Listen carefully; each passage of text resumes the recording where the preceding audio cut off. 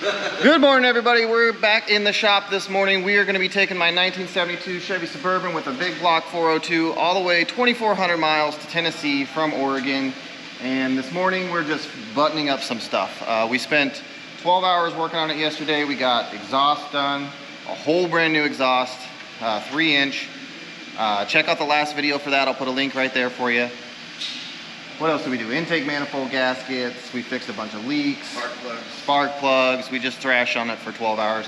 So now all we have left to do is to finish installing our wideband O2 sensor. Just the gauge mostly. The sensor is installed.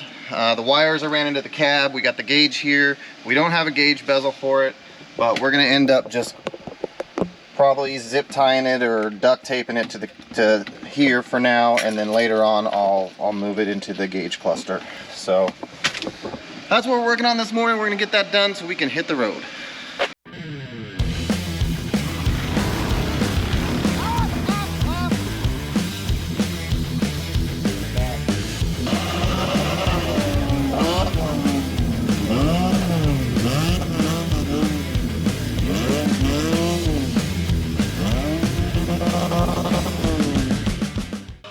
Alright, first time, so it's on heat cycle. I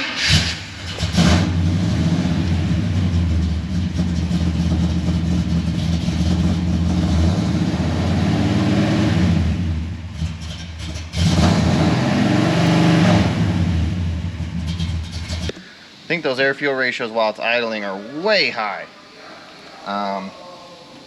But we're going to hit the road for now. We're not going to try and tune this right now. We're going to tune it on the road.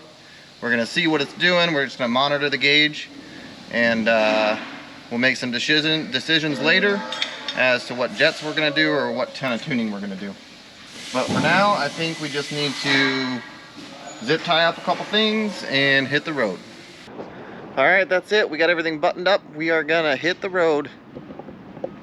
Figured I'd show you guys out in the sunlight what this thing looks like. She's kind of ratty, but I like it. Ratty muscle truck. Alright, so I did end up making some changes to the carburetor already. It was just the idle mixture screws. They were turned in too much. I just assumed that the thing was running rich at idle, so I turned them in before I put the gauge in. And then when I put the gauge in, I realized it was running way too lean. So I went and adjusted it, turned all the screws back in, backed them all out a turn and a half, and it was running pretty good from there. And we'll make some changes to that in the future. A little fat. Oh, it's hard reading it. Oh yeah, because it like flashes. Oh, and it's also got this little green to red. Oh yeah. I think a gauge. I don't know when it actually starts turning red, or if it turns red, but it goes. Yeah. Yeah, it's the sweeper. That's the sweeper. Yeah, it's a little fat at idle, a little fat at part throttle.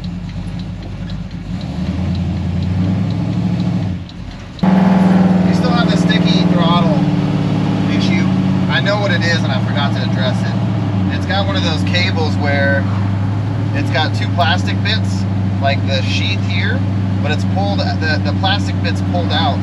So now there's this little spot where the throttle cable, that plastic bit has to go inside the guide and sticks right there as soon as it's trying to go in.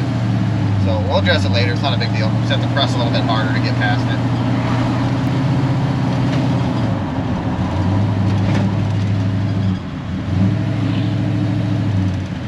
We worked out a lot of issues.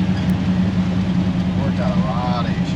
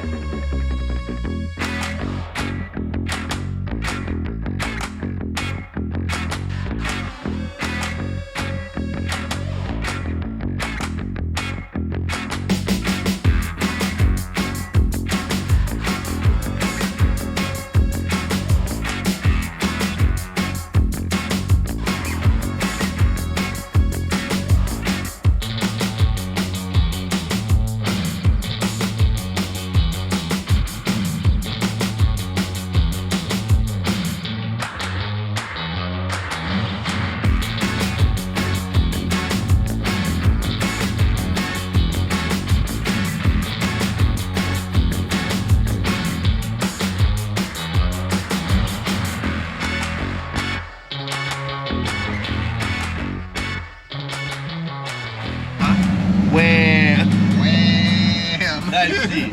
We're going to the Wham. All right, we're at the Wham. See, 3 A's. Wham. Look at this view. Hood River. Look at this thing. That is wild. This thing is obviously in a wreck.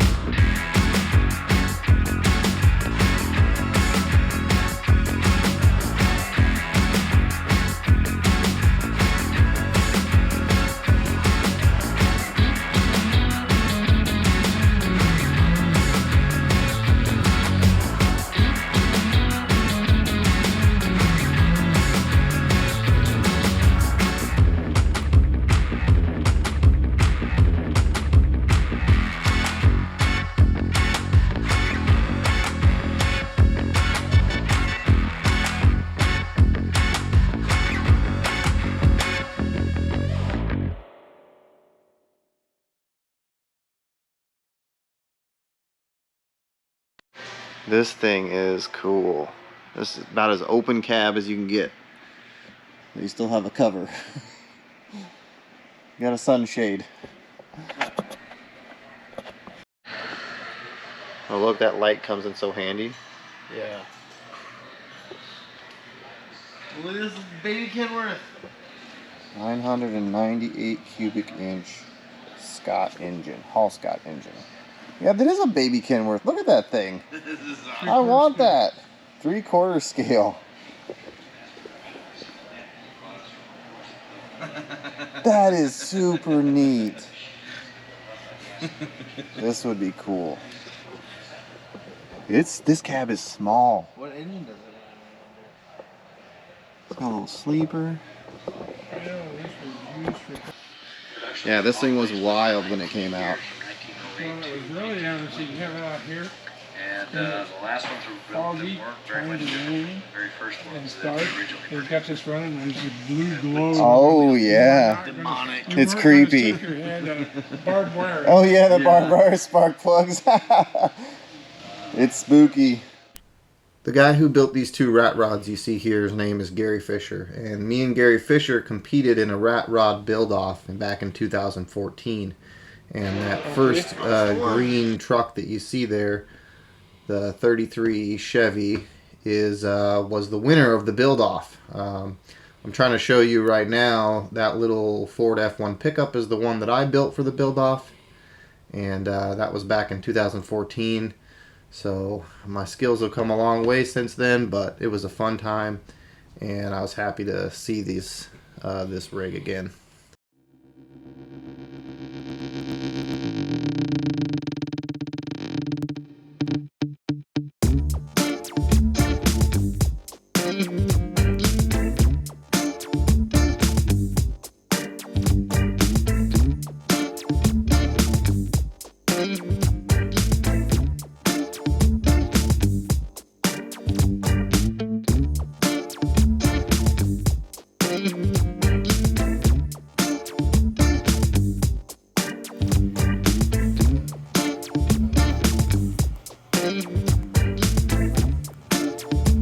Yep, 57 Chevy Bel Air. Yep, that's white walls, Murdy.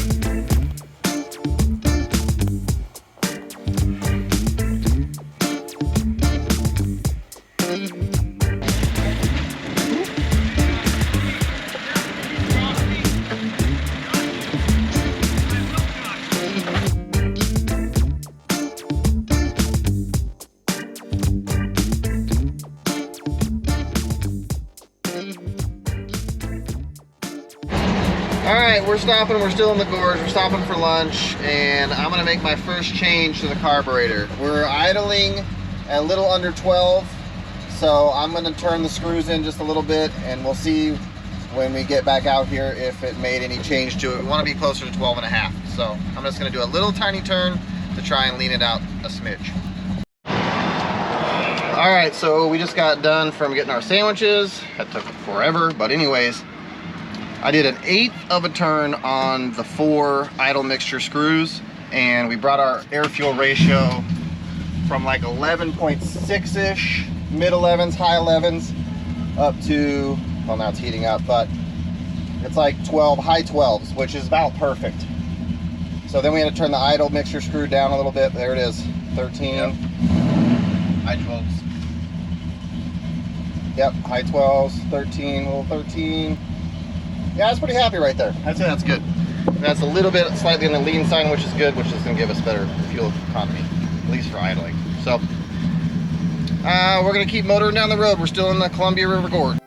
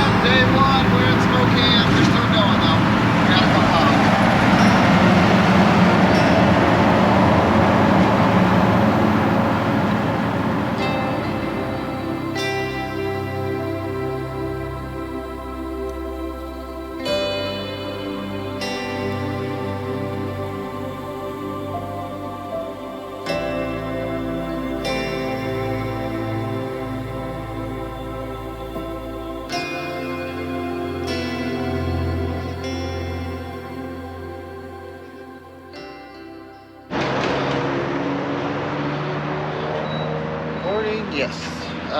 So turns out that we are still leaking some. We've used about a quart today. And there's no funnel. Can you get in here close so I can?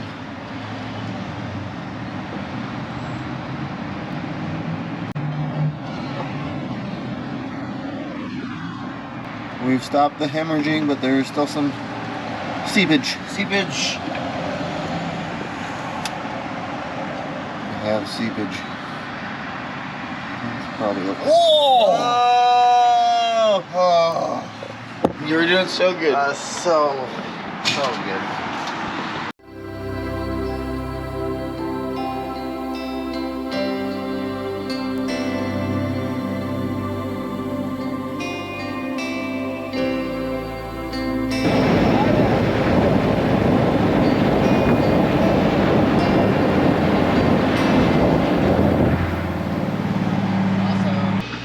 All right, we made it to a Motel 6 in Missoula. We wanted to stop earlier, but there were no rooms, so we drove late. It's past midnight, and we're done, and we'll see you in the morning. All right, everybody, I'm going to go ahead and cut this video off here. If we add in the second day of this trip, it's going to be a long one, but here's a little sneak peek. It does not go off without a hitch. In fact, the second day, I think, is probably the most that we work on the truck. So stay tuned for that episode. It's coming up next week. Thank you guys so much for watching. Please smash that like button for me. Hit the subscribe. Ring the bell if you want to get notified of videos coming out in the future from DJ's Hot Rad and Fab. Thank you so much for watching.